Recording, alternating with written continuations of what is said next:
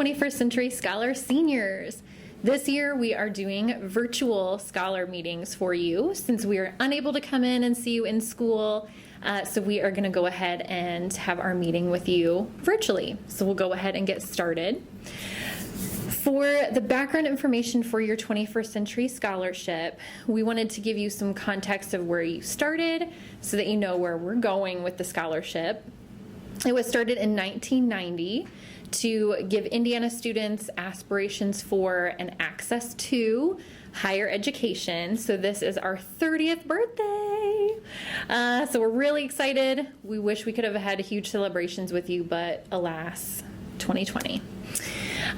Income eligible students, you enrolled in 7th or 8th grade. If you were in foster care, you were enrolled sometime between 7th and 12th grade. And then students who fulfill their 21st Century Scholar Pledge, which we'll go through in a minute, you can earn the 4 years worth of paid tuition at a public Indiana college. So we will go ahead and get started. For your Scholar Pledge, essentially we want 4 things. We want you to get good grades. We want you to get a Core 40 or one of the honors diplomas. We want you to be a good citizen, so you can't get in trouble for drugs, alcohol, that kind of stuff at school. And then we need you to finish your Scholar Track or your Scholar Success Program, or sometimes your counselor might call it like an SSP. So there's a lot of text on the screen, but essentially that's what we want you to do. So then how do you use your 21st Century Scholarship? What does it actually provide you if you meet your pledge, get everything done? We would pay up to 100% of your tuition and regularly assessed fees at all of our 2- and 4-year public colleges in Indiana. If you want to go to a private school, somewhere like Butler, Notre Dame, University of Indianapolis, Rose-Hulman, schools like that, we would pay partial tuition there. If you want to go to a proprietary school, which are for-profit colleges, we would only be able to provide you the amount of money that a student going to Ivy Tech Community College would get for the whole year. So just keep that in mind as well. Again, we can cover things like tuition and those mandatory fees, but what is not included, I repeat, not included, room and board, textbooks, class fees, lab fees, school supplies, shampoo, jeans, none of that. So you have to find other scholarships and grants that will cover that. And the scholarship is good for 4 years. So that would be enough to get either 2 associate's degrees, which are 2 years, or 1 4-year undergraduate degree. So it's totally up to you how you want to do that. And then we do permit you to take a gap year, but you have to access the scholarship within 1 year after graduating high school. All right, hopefully this looks familiar to you, our scholartrack.in.gov website. Again, if you've already created your account, at the top there, you'll just log in with your email and password, or sometimes you might already know your Scholar ID, you can use that as well. If you forget your password, no one can see it. None of us can see it. So you'll click the Forgot Password button, and our system will send you a secure email that you'll click the big website link in it, and it will take you to reset your password. If you are newly enrolled through foster care, or maybe you didn't know you were a 21st Century Scholar, if you moved around a lot at schools, and you need to create your account, you'll go to the bottom where it says register for an account. You'll click that button, click student, and then set up your new student account. All right, your High School Scholar Success Program, or SSP, on Scholar Track. Hopefully this looks familiar as well. Again, you log everything on your Scholar Track account in high school and then again in college, because you'll keep this same website. So your senior year activities, submit your college application. If you have not already done that, it is almost November, so hopefully you can get that done soon. Watch the College Success 101 video. It's super short, it's like 10 minutes, but it has great information for you and your family about how to transition from high school into college, whether you're going to live at home or on campus, whatever you choose. It has great information for you. And then last, your third thing for senior year is file your FAFSA. That's the free application for federal student aid. And we have lots of virtual events to help you. Some schools are letting us do in-person events for that, or some community partners are hosting. So keep your eyes peeled for those. We're going to try and help you the best that we can get that FAFSA done this year. So if you missed any activities from 9th through 11th grade, you can go back and get caught up.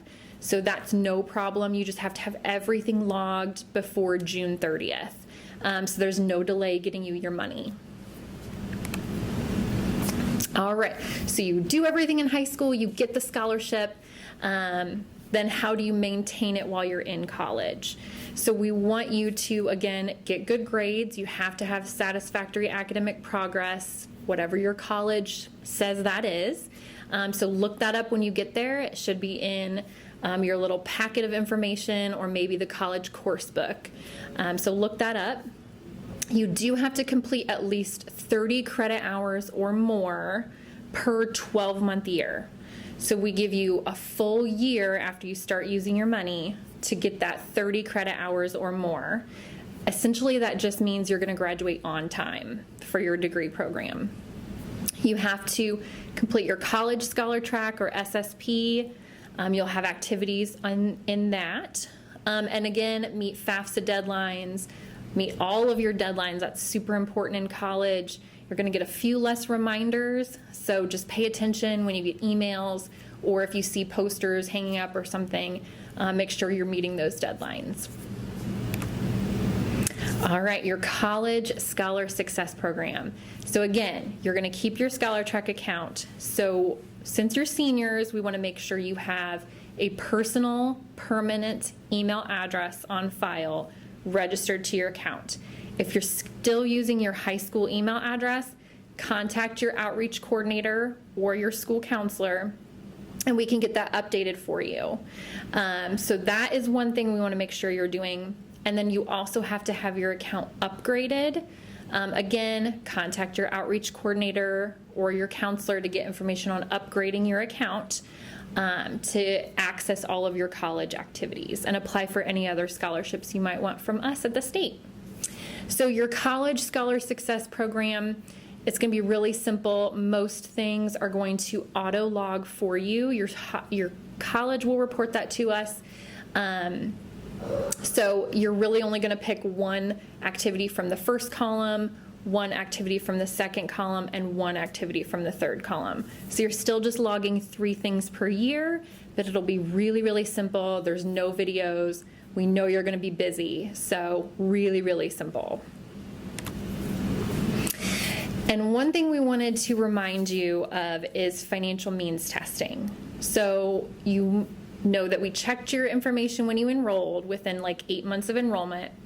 Now we're going to look at your financials every single year until you're done with college. So when you do your FAFSA, you need to make sure you're reporting the correct household size. So how many bodies, how many people are literally living in your household. And then we look at your gross annual income for the tax year that you do on the FAFSA.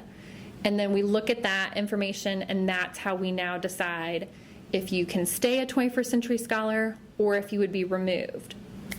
So we used to use the expected family contribution from FAFSA. That was a little crazy to figure out, and then it could have been a surprise that you didn't know you were going to be removed senior year. So now we are just looking at the federal poverty level and then how your family's income compares to that for the household size. So roughly your family can make double what they made at the time that they enrolled you, and you'll still be a scholar, you'll still be fine. So if you have questions on that, please reach out to our office. We can help you understand this new program, but hopefully it's a little bit more transparent for your family. For this year's FAFSA, the 21-22 FAFSA, you're going to use 2019 financials. So your W-2s and your tax information, again, from 2019 is what we will look at for your income and your household size.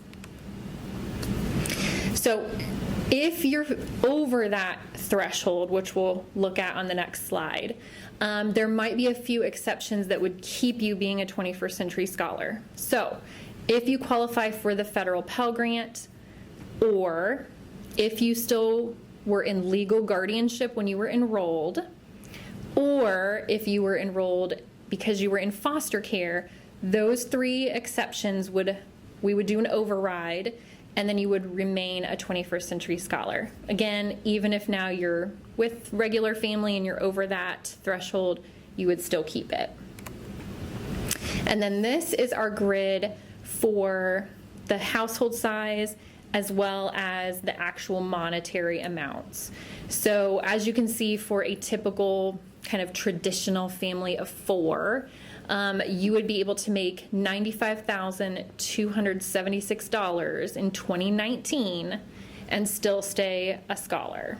So again, it's really important that you accurately report household size on the FAFSA, because that's, again, how we know which bracket to look at for your financials. All right, so we have lots and lots of outreach coordinators who are ready to help you.